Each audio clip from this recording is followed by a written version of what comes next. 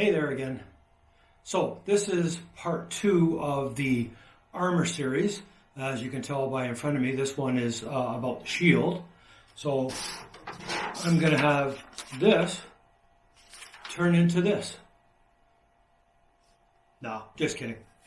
We're going to use this big piece of foam to make this shield. So hang on, sit tight, and let's get to it.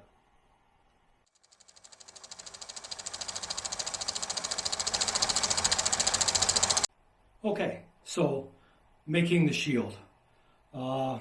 It's that big,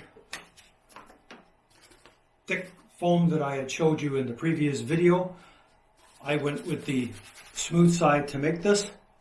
It's fairly easy to make as the bracer and the epaulettes were, so I'm gonna get a little more difficult as the items go. So this is the shield I made. You can see I didn't bother to paint the back. And this part here, so you can slide your arm through and actually hold on to the shield. So let's get into the basics of this. I use a piece of this foam. It's about 2 feet by 2 feet. When you buy it though, you can see how the edge separates. There's a interlocking piece to it, so you can lock one mat to the other. And as I said, you can get these at a lot of the DIY stores, Canadian Tires, all those type places. But for sake of ease and space, we're going to use this. So all you're going to do is you're going to draw a circle the size you want the shield on a piece of foam. So this is my piece of foam. This is the size of the shield.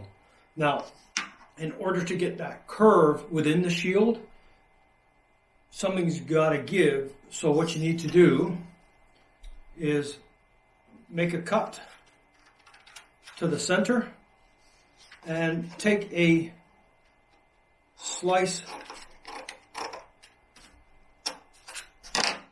of the foam out.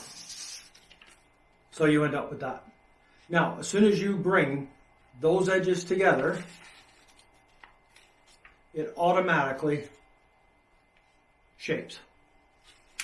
Now, what you're going to want to do is make sure when you're using your X-Acto blade that you're not tipping or tilting. You want a straight, clean cut down when you do it, or you're going to have trouble on your seam lines.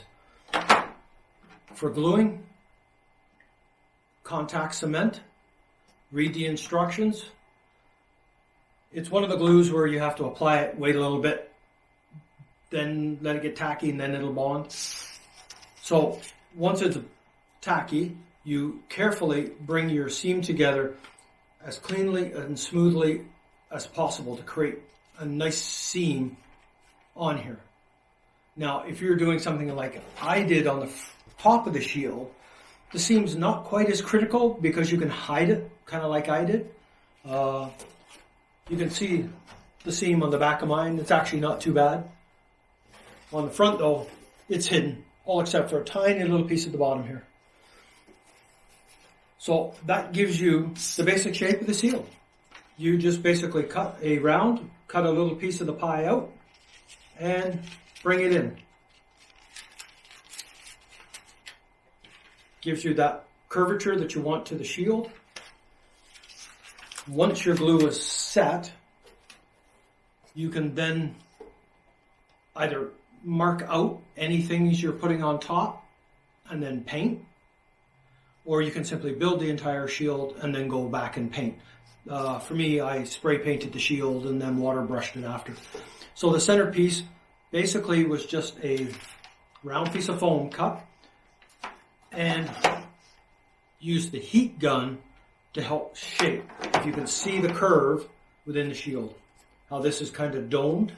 So I simply heated the foam up. Now this thick stuff, you have to heat both sides to get it really pliable. Then once I had that piece of foam in there, I simply used my fist with the heat and just kept doing this until I started getting the curve within the foam. Once I wasn't getting enough curve, I'd go back, reheat again. Just make sure you don't get too close with the heat gun because it will burn and scar the foam. You just want to apply to both sides. Now, as I said in the previous video, the heat gun will also close up the cells on this a bit, and you will notice a bit different look in it. But it works just fine, and it paints up, I think, better. So use the heat gun to create your curving.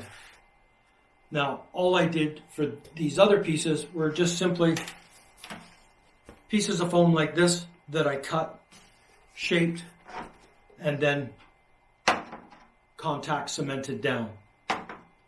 These little studs are actually little clothing accessories. I went out to Fabricland and they had tons and tons of these little bags of gems and all these little adornments for like 10 to 25 cents a bag. So I bought tons of different kinds. Not sure when I was going to use them or not, but it ended up working out fine because they kind of give that rivet bolted look, which I really like.